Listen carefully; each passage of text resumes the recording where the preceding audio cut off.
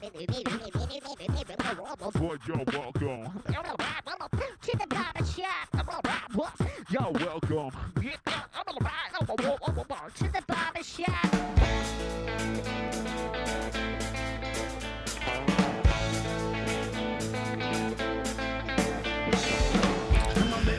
Barber Shop Podcast, episode number 247, almost 250 episodes right here out of Boxo Studio in Hamilton, Ontario, the blast furnace of live original music.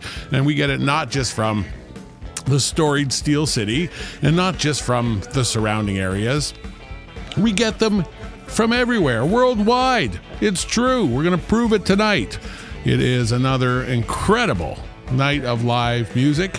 What we do here is we show you just the slightest hint of what you can experience going out to a club, going out to a bar, going out to a venue that supports live music. Put yourself down into a seat and plug yourself in to a real life experience that is second to none. It fixes what ails you. Unless it ain't broke and you don't need to fix it, and who's not broke to some extent. And just because you're broke doesn't mean you can't go out and enjoy live music. No excuses. Do it today. Barbershop Podcast, we got Ryan Cannon, we got Gary Greenland in the control room being all control-ish. We're in control. They're in control there. Boxo Studio kicking out the very best. And guys, you must be like all kind of freaked out about tonight. I'm sweaty. You're sweaty because there's a lot of running back and forth. There's some running back and forth, some work involved. A lot of new stuff. We get a lot of different kinds good. of music in here, right? Yeah. Like I think over the 5 years, we've had almost every kind of, of the recognizable musical formats in here. No Gregorian chant, though. No, it's true. Not yet. No, and no throat singing. No throat singing. Yet. We're Yet. open to all of that. But being into like Dutch experimental, techno, mindfuck, spaceman, soothsayer music is something that, of course, we're going to be into. As we've stated many times, our good friend Glenn Marshall has been a big influence on me, and has a lot to do with why you're watching this show here and now. And he turned me on to a little band out of the Netherlands in 2014, working with Bob Lanois, I believe, and recording these cats who have come over from the Netherlands, not once, not twice, not 3 times, not 4 times, but I believe this is the 5th time they've come to Canada. And they've come here because they are amazing. They are completely unlike anyone or anything you've ever heard before. And we strive for that. Too much of the middle of the road can be just deadly to anyone. You must live it on the fringes. You must experience the ether and all of the good things that it brings. So I'm going to introduce you to Aestrid, a band that is going to open some doors and some eyes tonight. Introduced first on vocals and guitar, we have Bo. Hey. How you doing, Bo? Good. Good to have you in. Glad to be here. Good. And then you've brought Ray. And Ray, we chatted on the interweb. We love chatting on the interweb. And you guys just flew in today, right? Yes. Literally, right off of the plane. And Urian, you play like everything other than guitar and drums, basically. Yeah, exactly. Filling in the thing. So I would like, to go one by one and ask all of you to describe what you do, to your family and friends. They say what you do, and you say, these are my passions. And what do you do? I'm in a band. Tell me about the band. You've been in it the longest. You've formed it and seen it. You've made it into what it is now. Tell me about the earliest spawning of a concept and what you saw and where you are now. Yeah, it started out as just an outlet, just emotional outlet from my first salary, I bought a few big amplifiers.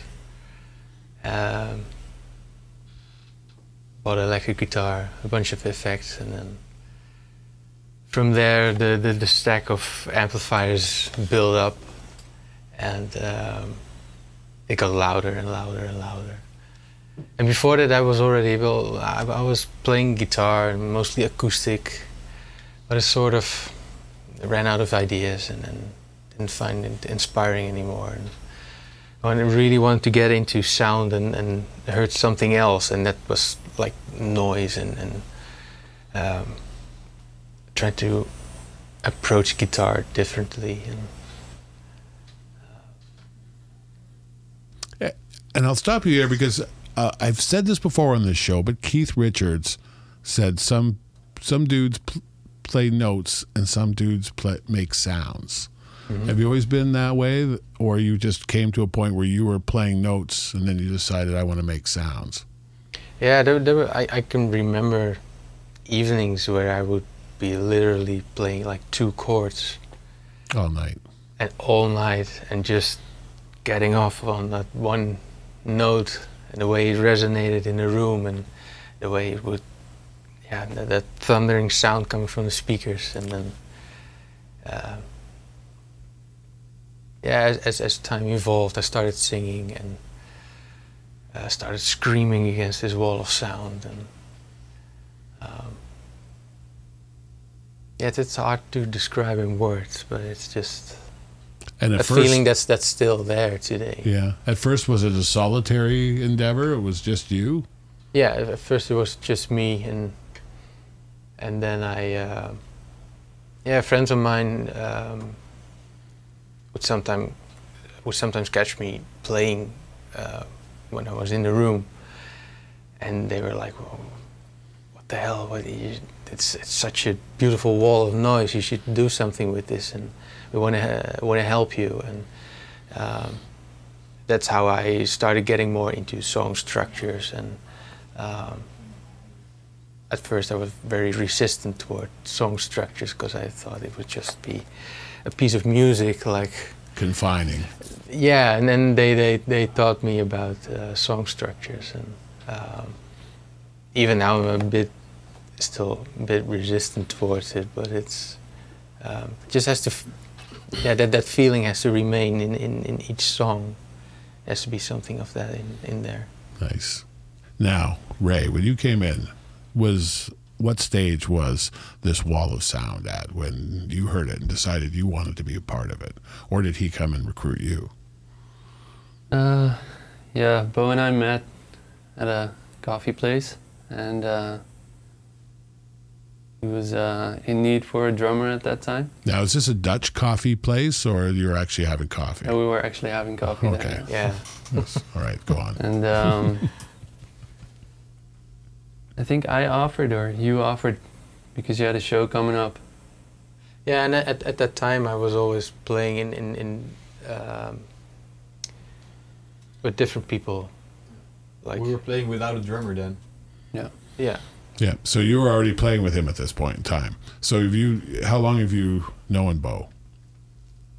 Yeah, well, I don't know. It's really hard to tell when I got to know Bo. I think I'm getting to know him better and better. I think we met 10 years ago. Yeah, but I mean,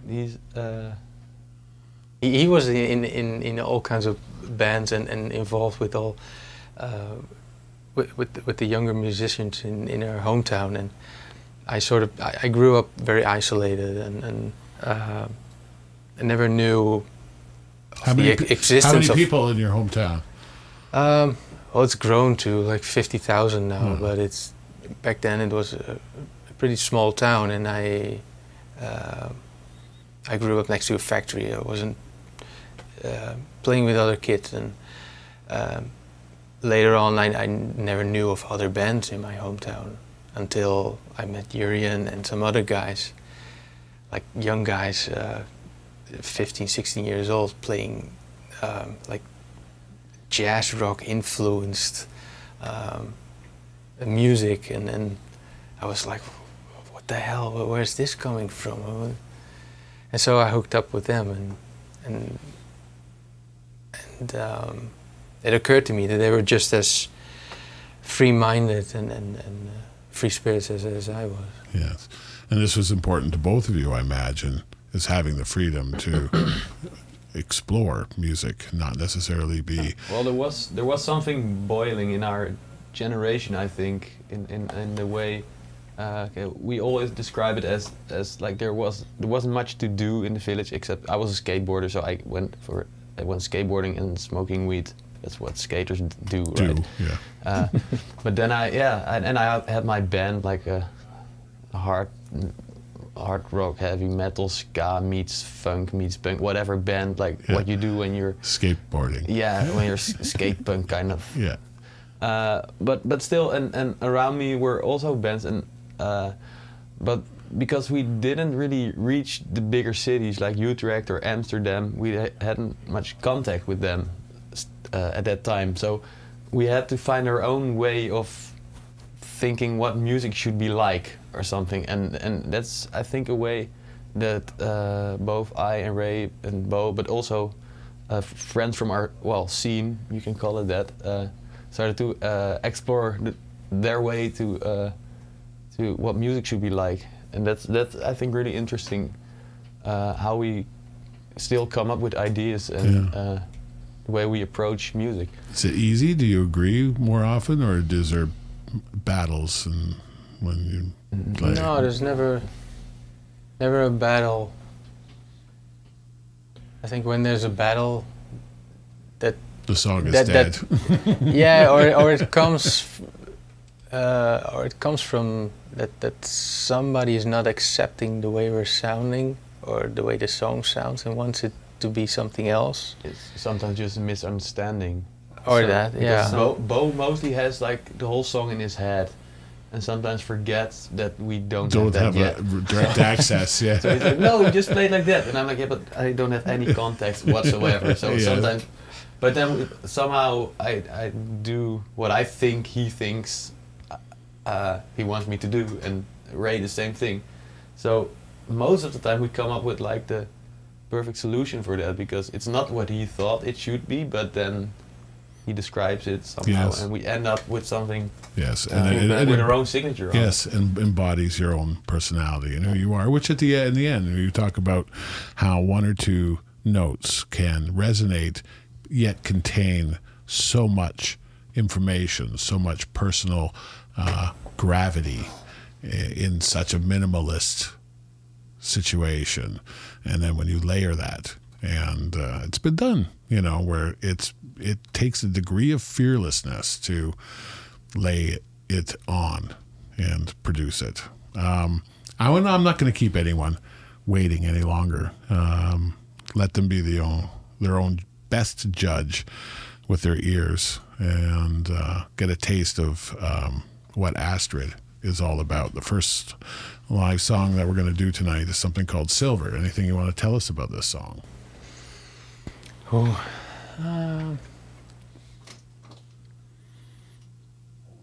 Yeah, I think that when we recorded it, it's a song that I played on a tiny archtop guitar, one of those 3/4 children's guitars, and I played it through my big loud setup, and it started feedbacking already when I plugged it in, and it sort of felt like that first time when the wall of sound come at you, and but we sort of I'd like to think that we put some of our earliest memories in that song, and also Ray in the recording he plays this glockenspiel while he's drumming, and he was when we were writing it in the studio, he kept playing this sort of marching band rhythm, and he was drumming and playing the glockenspiel at the same time, and it sounds like a one-man marching band. And I said, well, maybe we should do something with it. Yeah. Slow it down a bit and then turn it more into an Aestrid song, and so that happened. And became. We had it in like 3 takes, kind of. Yeah, you all felt it at the same yeah, time. Yeah, it was. Sometimes it happens. Yeah, like sometimes that. it happens like Yeah. that. I think we Magical. literally did 3 takes, and then it was like, yeah, We have it. this is it. All right. Well, this is it. We're going to hear it right now. This is Silver. This is Aestrid. And this is barbershoppodcast.com.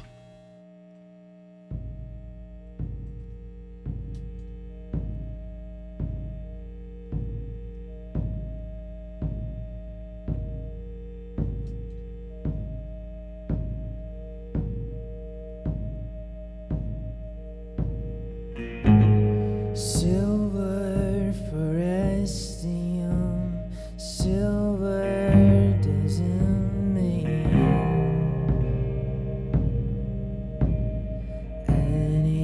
anything here.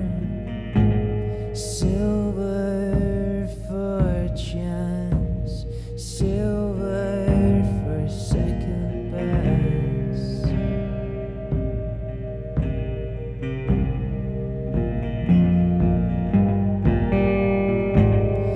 Silver for noise, silver for a choice, for a minimum wage. Silver will fade, 'cause silver will wait.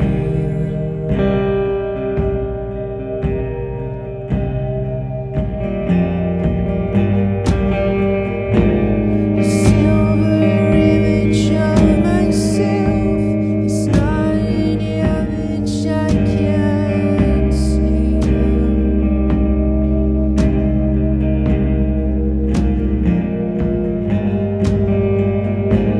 The silver memory it stays is the loneliness I feel.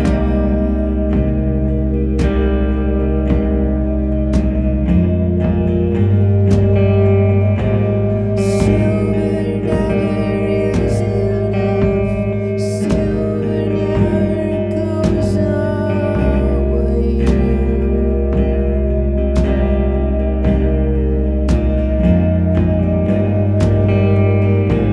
Things might get harder for me. Silver throughout the day.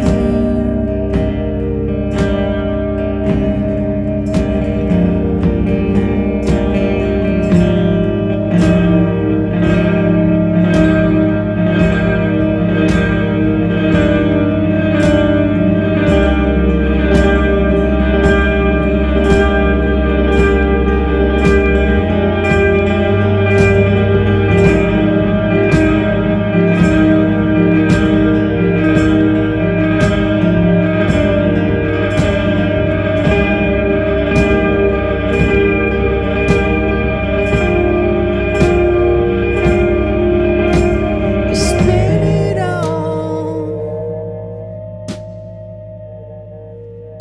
in my dreams.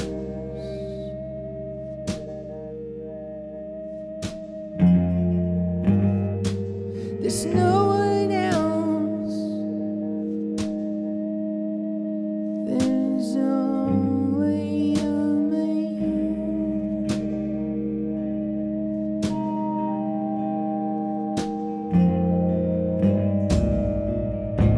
Silver for nothing, silver won't change.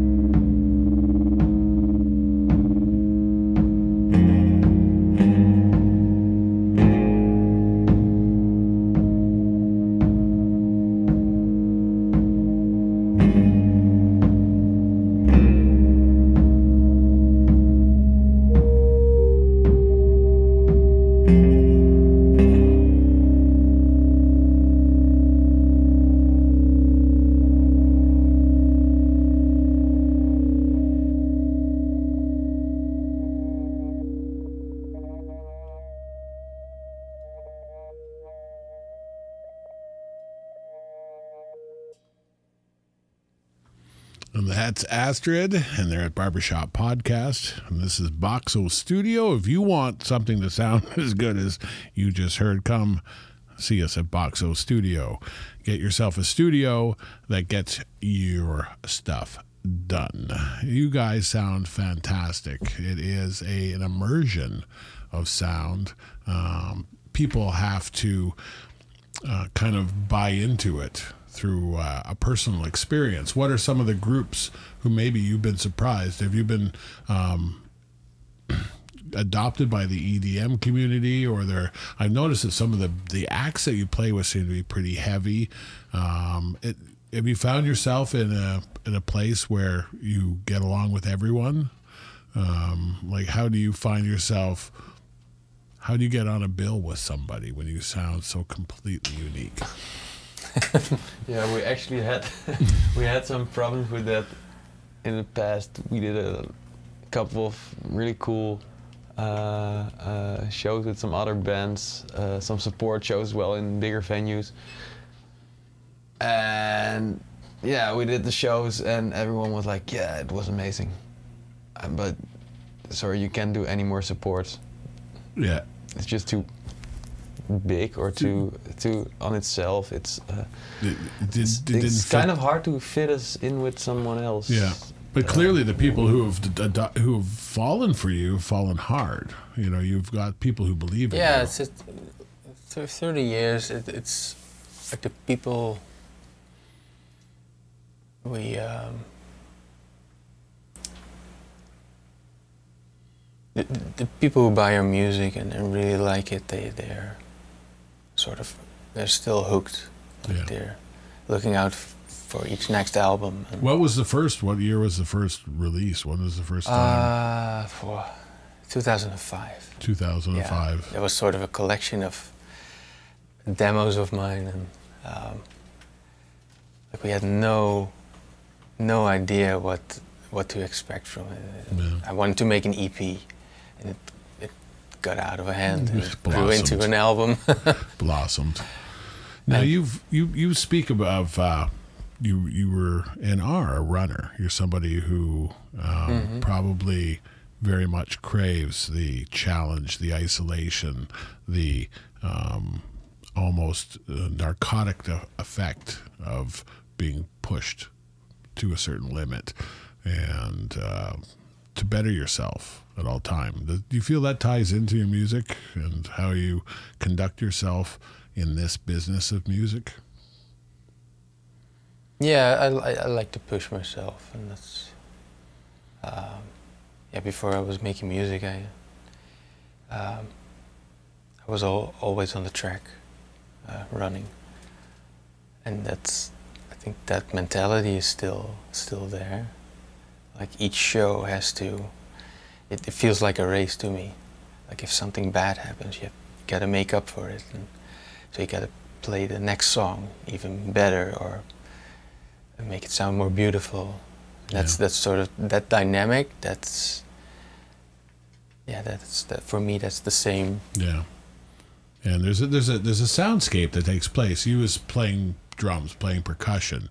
Clearly, that's something where you need or have felt a differential. It's something that can be belittled. I mean, people assume that. I mean, we would always, when Ryan and I were in a band, we'd always punk on the drummer, you know, like who would tell us we were flat. And it's like, what do you know from flat? You're a drummer, right? And yet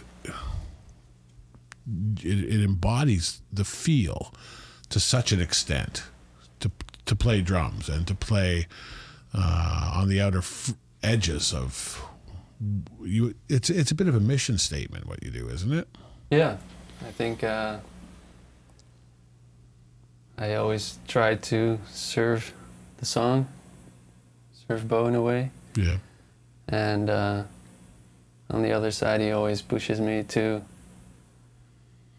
you know, Explore your yeah, the way you can approach Yeah. something. yeah, I know that I can come up with something, but if they push themselves, then it becomes 10 times something better, that I yes. I can Yes. come up with. No, you have wonderful, wonderful senses. And we touched briefly. Why don't you geek out for a little bit for us and just run over your gear? Because there's some, there's the sounds that people are hearing tonight, it really can't be duplicated anywhere else, can it? No, and for me it's every time also different. Yeah, well. And go ahead, don't assume anyone. Just assume everyone knows what they're talking about. Yeah, what I did with this song, I made a little loop in got a kind of a loop pedal based on a tape machine, so it kind of randomizes, and you hear wobbly thing, and it starts to crumble down and feedback a little. So I have this little loop that I record. So I have recorded the loop. I start to play some chords over it. And then I play a bass synth. And seriously, that's the setup. And I have a microphone which I can use. Click it in. Yeah, but it's actually really simple. And some of you say goes back to 8-bit and even and smaller. then of course, I think the thing that makes the sound is the Casio SK1 sample keyboard that I use, which is my main synthesizer. A stalwart of the industry. Yeah, it has some stock sounds which are really cool. Well, actually, like the brass ensemble is almost sounds like a big synthesizer if you use it right. Yeah. And I feed it with a little iPod, which you can actually play a sound and record it into this little keyboard. Yeah. And then and it spreads out over the keyboard, and you can like play wonderful piece you put together. Yes, it all sounds so good together. And you've recorded. Yeah, it's good that you have a body of work. We're going to get to that. The first song we're going to play is off of the CD Silver from 2016, and it is a song called North Star. Will you tell us about this song? North Star? Was recorded very loud. Because quite often that's not the case in the Wasn't studio. that the first song we recorded for the? I think so. Yeah, that album we recorded in a really a big room. Set up a lot of stuff and a lot of microphones, and then it all was recorded on a 16-track 1-inch tape recorder by a friend of ours. And sort of the aggression of that, like that whole room began to shake. And it's a really big room. I think it's 8 by 8 meters. Or a bit bigger though. Maybe bigger. Yeah. 12 by 15. I But think. everything was turned up so loud that the whole room started resonating. Like to have a room of that size starting to resonate, you really got to turn everything up so loud. But it sort of felt good. It didn't feel too loud because it can breathe, and that's and the intro of that song, there's sort of this tremolo effect, and it's, if you would stand before the amps, it would almost just take your breath away because it's so. Yes, we do like that. It is true. It is physical. It's a little piece of life, a little piece of history, and it is off of the CD Silver from 2016. This is North Star on barbershoppodcast.com.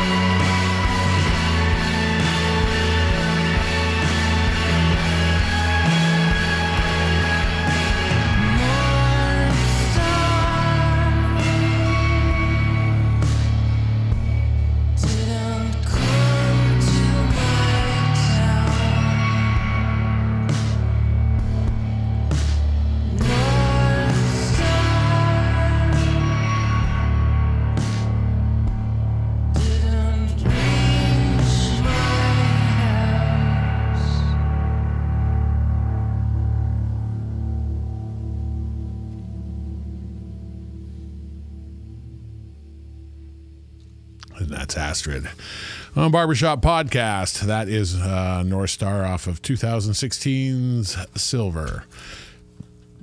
Going to give a shout out to a bunch of people who are going to help you if you are an artiste or someone in the artistic community. That's H&G Entertainer Services at 905-529-6435. Because you know musicians can lead pretty busy lives. Some busy musicians will need extra set of hands. Not literally, but just someone to help you out. And H&G will help you out. They're not agents, they're not managers, but they'll assist with the lifestyle of musicians, which means you're lazy, forgetful fucks.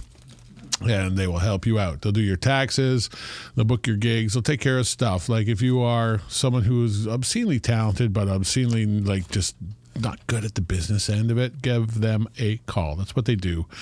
For a small monthly fee, Gary and Heather will do all that stuff for you. So there it is. There's the phone number. Imagine you can pause that. Find the email address on this right there. Well, there it is. All right. We have Aestrid in, and they're not from here. They're from over there.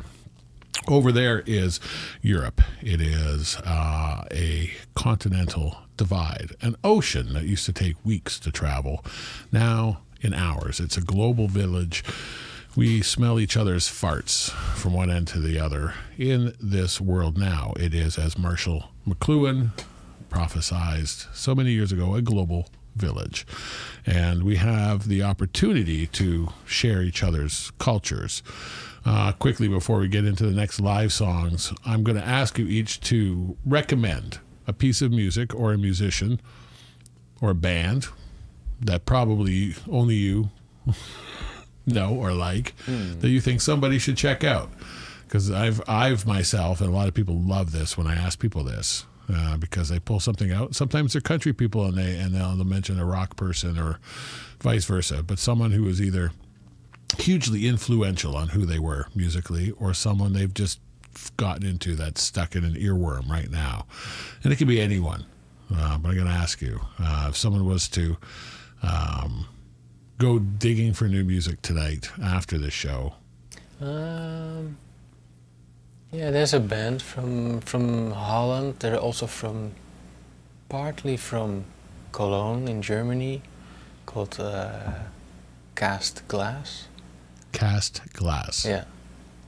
And what they do is just mind-blowing. It's putting saxophones, running them through modular synthesizers, and there's a lot of freaky stuff, but they turn it into the most beautiful melodic song.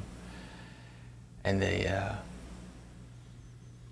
just mind-blowing. There's classical stuff in there, there's experimental, improvised musical stuff. And it's this whirlwind of within like a 4-minute song. Nice. Nice. And that's something you never would have stumbled on your own. All right, Ray, what's your pick? Well, I think that's the band that influenced me the most recording with Aestrid the past years still is going to be Motorcycle. And they released a new record recently. Yeah. And you're liking it. And I'm liking it, yeah. I'm growing into it. Nice. Yeah, sort of heroes of ours. Yeah. Right on. Lyrian? Yeah, and I really have to recommend a band called X. Well, in Dutch it's IX. And yeah, it's really, I don't like to say it, but this guy, it's his solo project, but he quit because he couldn't handle, he couldn't get it to the people the way he wanted to bring it.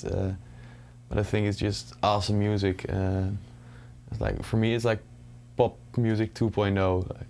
So if you like, and you come from the land of pop music, all of you must be acutely aware of this, that your countrymen, or at least the people who live regionally to you, have a almost alien-esque propensity to put the mathematical and biometric parameters together to produce an intoxicating, almost narcotic pop song.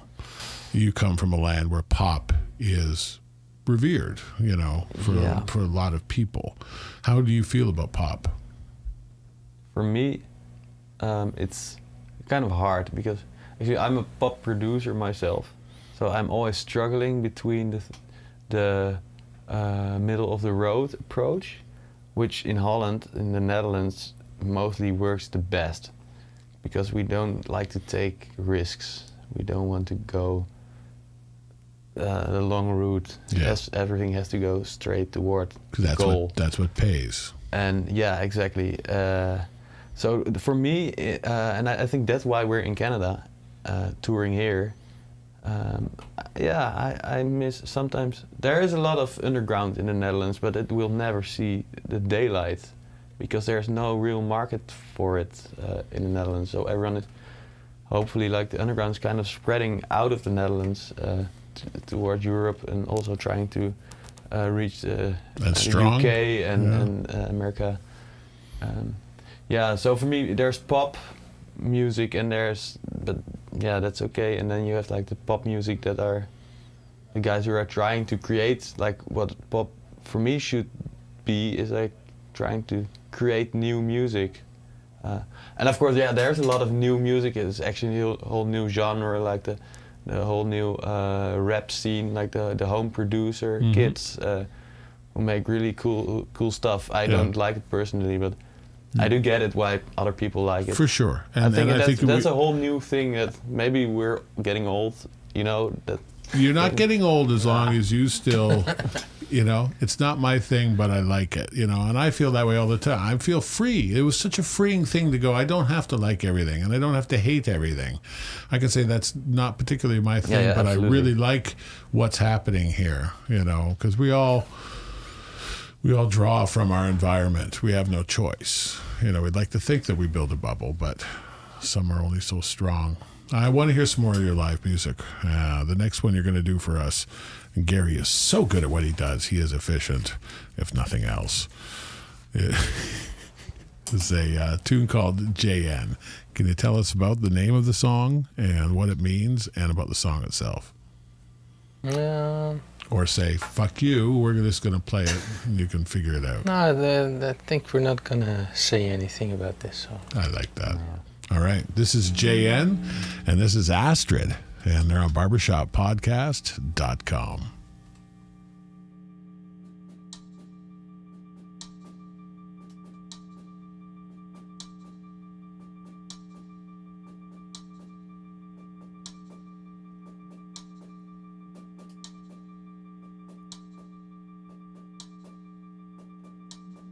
You know me, Johnny.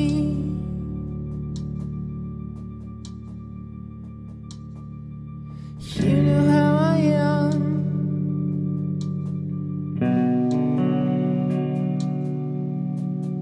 Fighting back depression.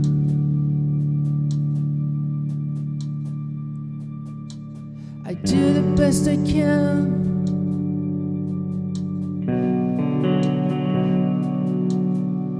We're going our own ways.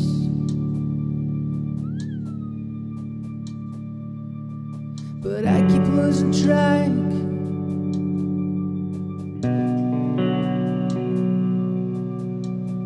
Pushing my steady life.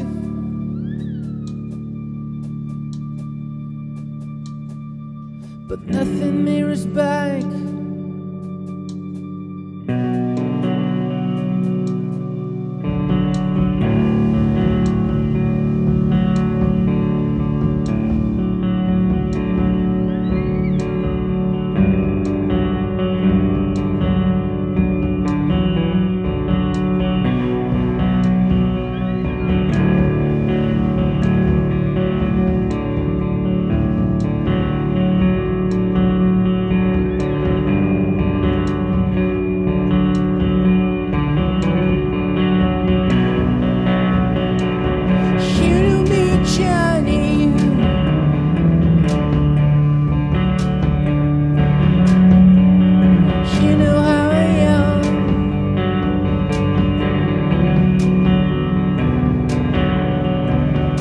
pushing her away.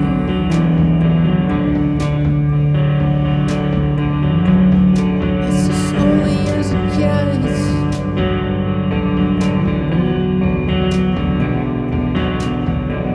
We're going our own ways.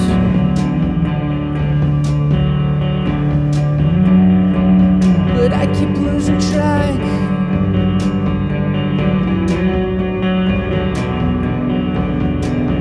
Pushing my city life.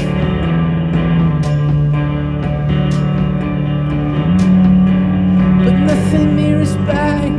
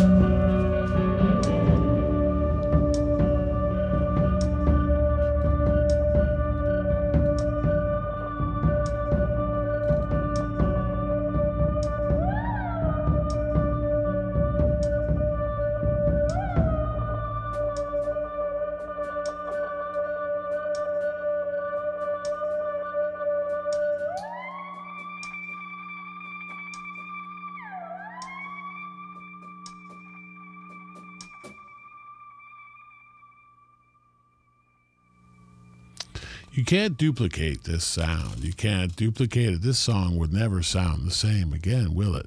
And it never sounded like this before. A brand new experience each and every time. You can catch them at the Mule Spinner. Let's talk about this show right down around the corner at the Cotton Factory, 270 Sherman Avenue North. Now, you know, Ryan will flip on his camera and he'll attest to the early days when we were hanging out together in Captain Easy. Our friend Lee had a rehearsal space, speakeasy, right in the exact spot at Sherman there, just on the wrong side of the tracks. And it was fantastic. It was brick, it was wood, it was an ancient building in a time in the 20s and the 30s, through the war years. Yeah. Big machines producing, and it was great acoustics, wasn't it? It was lots of cool jams in there, lots of cool times in there. Yeah, lots of after hours fun. When you're in the music community, that's what happens. You got the after hour fun. Bands don't stop working. They don't get off work till 2 in the morning. So we party from 2 till 5 in the morning. And eventually someone was like, there's a bunch of us. I bet we'd all like to do that. So, of course, you have all these musicians in an after hour environment, and the music coming out of there, brilliant. And this is where the 420 conspiracy, the pictures were taken by my ex, a mother of my children, and Glenn Marshall has got his spot opened up, and it is in the exact spot where the Easy Machine was sitting. And all these years later, here's this space, and Glenn's got his room, and he's got a good thing going on there musically, and it turns out to be geographically the same spot where we did our thing, Ryan, and we did rock and roll.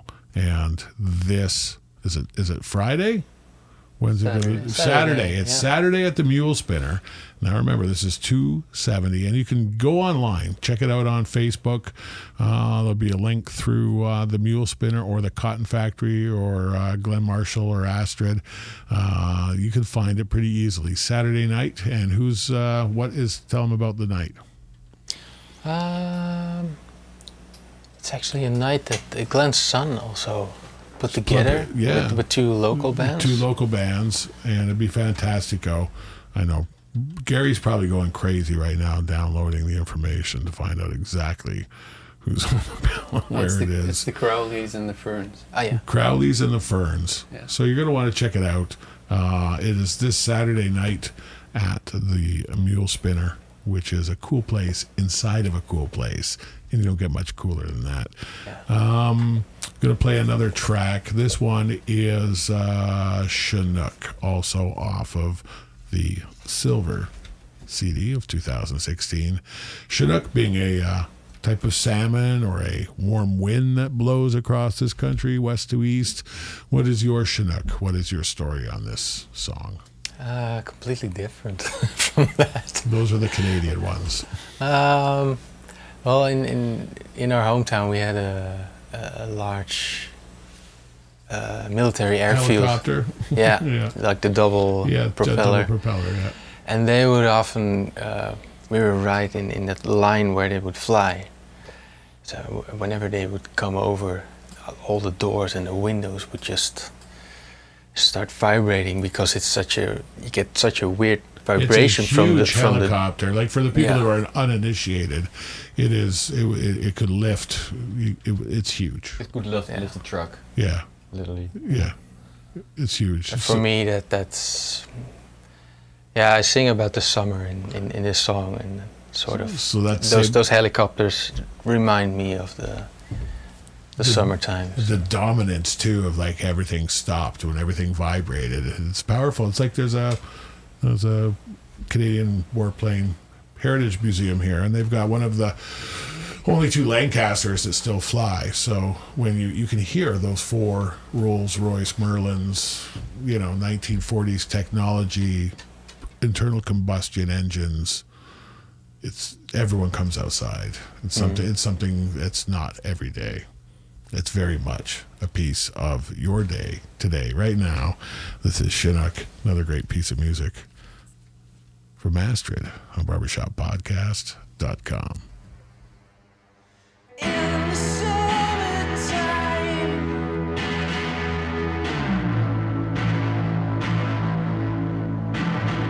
Johnny Walker came.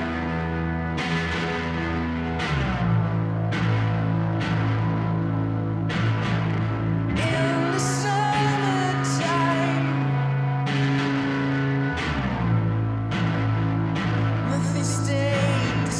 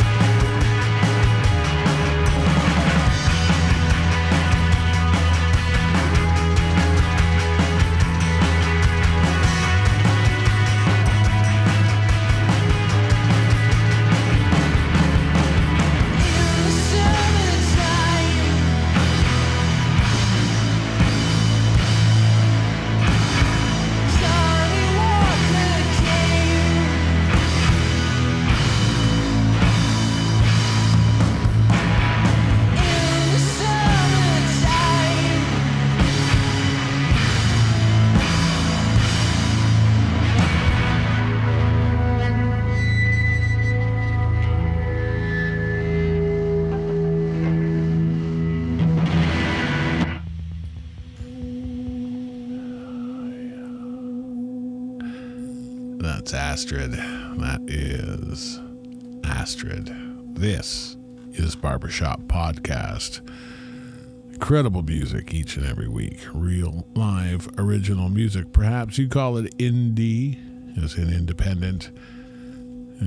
Maybe you've heard of it. Maybe you haven't. You're going to trip on it. Here's another little taste. This is Needles in the Tree. Live music. This is barbershoppodcast.com.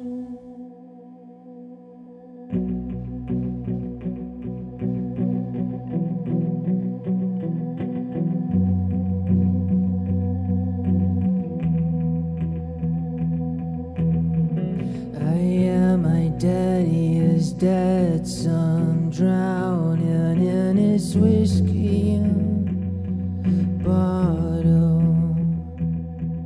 I wish I had the guts to find a way out of here.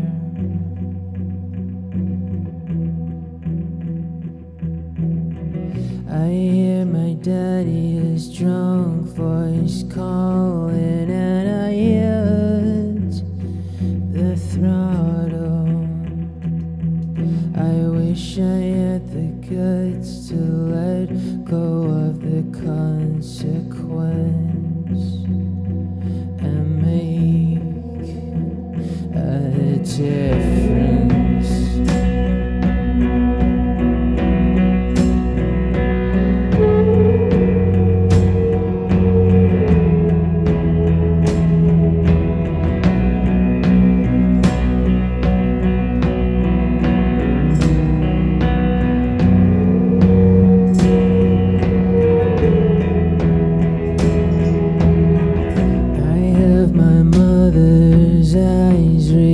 Reflecting in the window of the bus. I try to hide my tears, but my heart's like an engine room.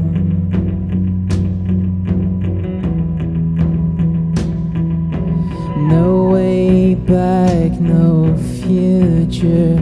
I was never meant to get out this far.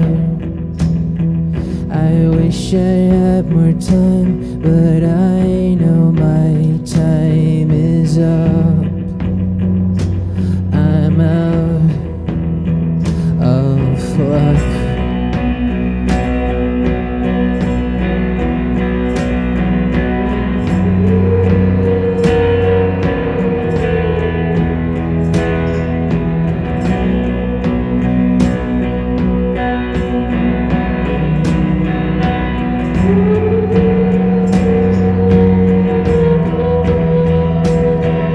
I never quite knew what to say, 'cause I just can't pretend.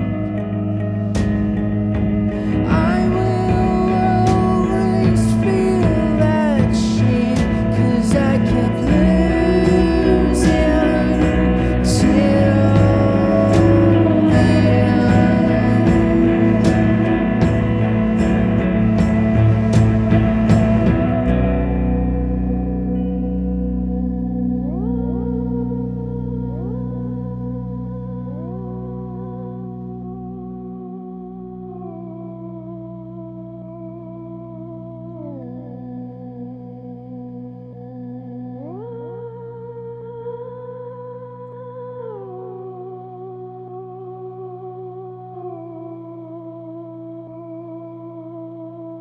Sometimes I wish you wouldn't hurt me when you'd ask me if I still loved you.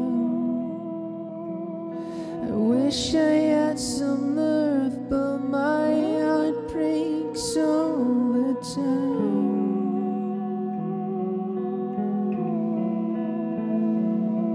The needles of the tree are slowly letting go of me.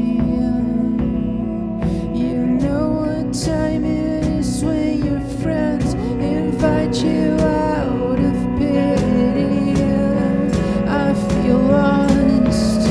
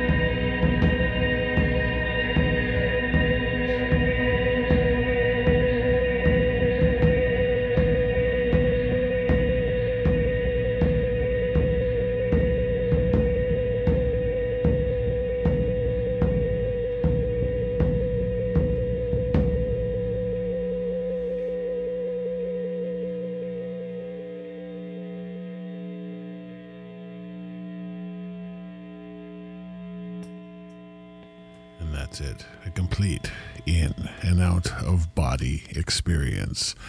If you're going to paint a picture, if it's going to be a pastel, if it's going to be bright acrylic, if it's going to be made of your own shit or blood, comes from you. And this is a band, a group, some brothers who have formed something unique, something real. It must have been quite heady when you started feeling that this was something real, something that was starting to resemble the dream that maybe you had in your head a long time ago. Yeah, it always is. It's it feels different every time we play. Do you feel exhausted afterwards? Because it must be, I really feel that it pulls, like you give your all when you play. Like, yeah. Granted, you got on a plane in another continent this morning, right? You flew across an ocean and you're here and you're playing a show. You're pretty tired. But wow, I really appreciate the effort that you've given. You made a hunk of wax, as they say. You made some plastic, some vinyl. Let's talk about this record, which is called No Map or Address from 2014. Tell us about it. It's a cool story. 6 months before we made that record, we met Glenn Marshall. We played at the Brentford Arts Block, and that was such a cool space. Yes. And we didn't know what to expect when we were invited to play there. It was a beautiful old factory, and yeah, we have a thing for old factory spaces. And they recorded the show, and we played an all-out show, and we stepped off the stage, and Glenn came up to us, hugged us, and said, "Well, you gotta hear what we just recorded." We were still wet from sweating, and he played back the songs and just blew our minds. Yeah, it sounded so good, and he's a genius. We didn't know he was recording it. Yeah, of course not. That was good. That was very good. You don't want to know that. You don't want to know that, because I'm not going to make that analogy about any other clandestine recordings, but let's just say that this one is a home run. If people want to get the spirit of what the band's about, this is a nice piece of record. Yeah, working with Glenn and also Bob Lanois, that was like life-changing experience for us as a band also. On a personal level, like before that we used to do a lot of multi-tracking and ending up with mixing sessions with like 100 tracks, and then we recorded the album with Glenn. It was just 24 tracks, and that would be it. We recorded all live. No, we went past 24 tracks. Okay, maybe absolutely. A little. No, it's true, Ben. They say that Pro Tools wrecked that aspect, that you have unlimited tracks with Pro Tools, but in the analog world, you're limited. So you have to make sure that that's the best. Yeah. And you know it. And you know often the early take is the best, or the one, as you said, where you're not knowing. You're being even recorded. That's what happened a lot when we were writing the songs in the studio, and then we were like, okay, this is it. Press the record button, and Glenn was like, I already did. Listen back. And they really created this atmosphere where we could let go of everything. Yeah. And this is what the Mule Spinner has reproduced here in Hamilton. Around the corner, same thing. Beautiful old factory it's amazing space. that they got a new space. That's carries on the same way. Yeah. And Glenn told me, he says, I put so much into brick and mortar and had forces separate us, and now I'm going to carry this. He gets it. And I get to drop the needle. An actual needle. The Gerard is dug out of the dusty confines of Boxo Studio, and this hopefully is somewhere around the beginning of the track. And this is going to be Seattle or Portland. And this is barbershoppodcast.com.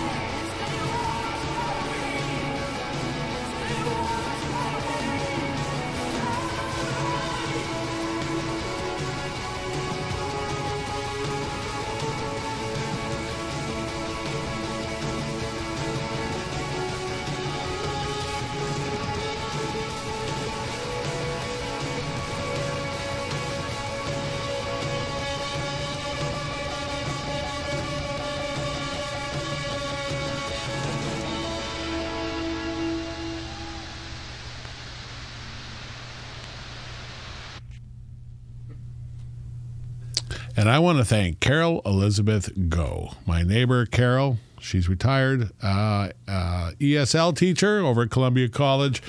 Donated the Gerard turntable to Barber Shop Podcast because it's got a 78 and a 16 RPM. You know, I've never had a piece of anything at 16 RPM, but I will at some point in time, and this baby is ready to go. That was a treat, and having a personal connection to Glenn Marshall, Brantford Art Block, and an introduction to you guys. Meeting you tonight, a wonderful thrill. Definitely going to check you out this Saturday night at the Mule Spinner. I'm sure a song that you're going to be touching on is the next one that you're going to play for us, the last live one, Glenora. Again, would you like to speak of it? Yeah, it's off. It's going to be on an album that we're going to release in February. We've recorded it in April in a basement in Kingston, and yeah, we didn't plan on making a whole record. We just brought along a tape recorder, an old cassette or 4-track, and see what would come out of it. Like maybe it would have 2 songs, maybe 3. We recorded 6 songs, and we added a 7th song, and that's going to be the album. And yeah, no, it's just something. For us, that's like a new phase with that song, and I think it started with no map or address, like kind of the yeah. We learned something like to think down instead of thinking up. You know what I mean? Like instead of adding stuff, is minimalize, removing stuff, and making your like one note can make a whole song work or not work. Instead of one note, is it nice? No. Oh, then add another. Yes. Instead of just change the note you have. Yes. Like, I think, and that's where we. This how is we what's recorded impacted this. you. This is how it's arrived. Wonderful. Gonna love to hear it live right here at barbershoppodcast.com.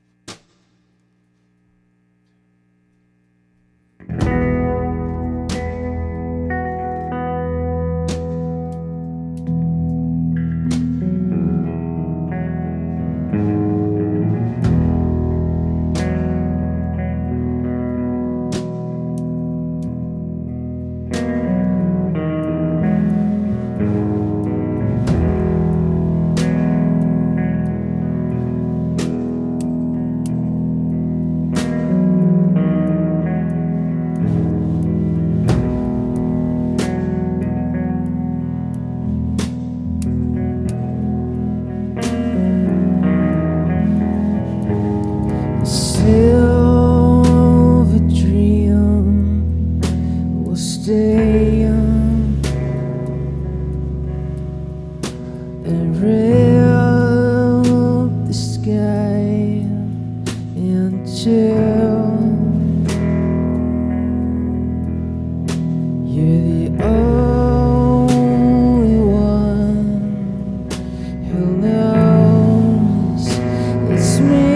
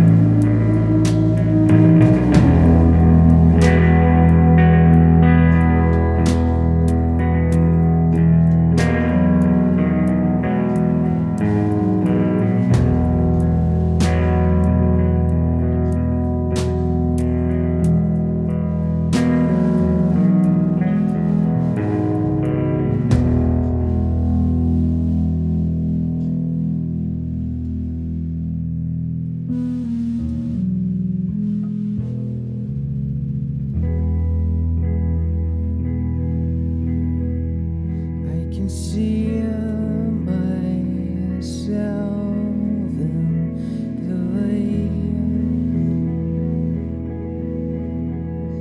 I can find my way back.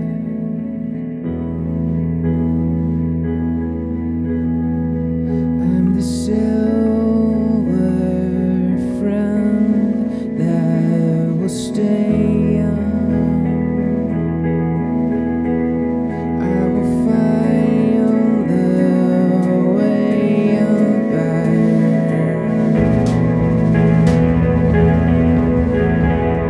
I'm silver around to find.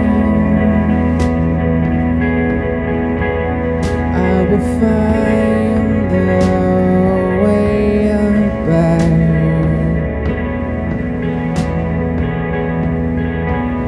Pull the image out of the land. I can find my friend back.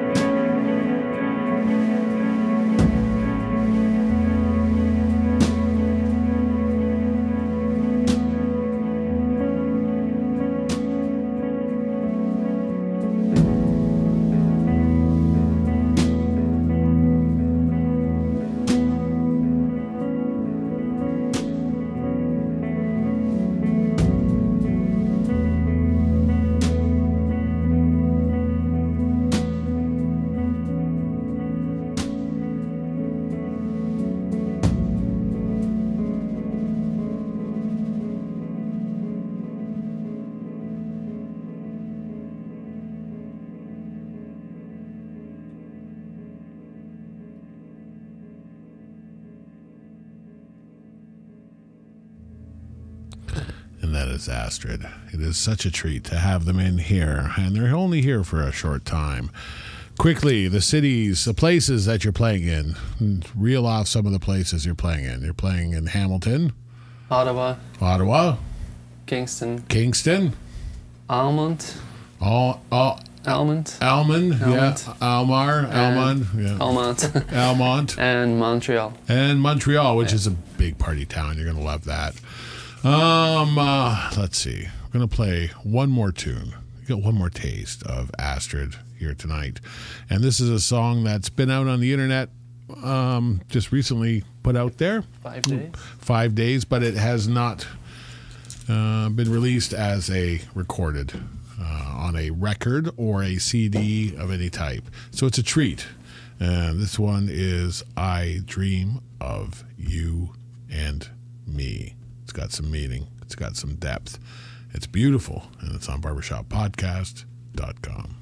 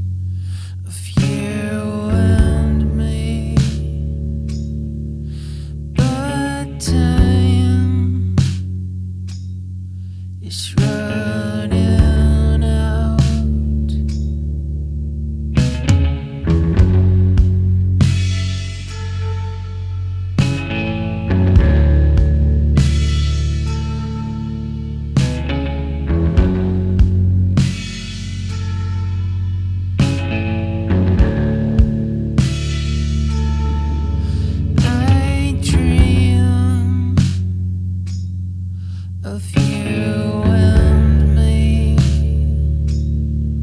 of a life beyond the trees.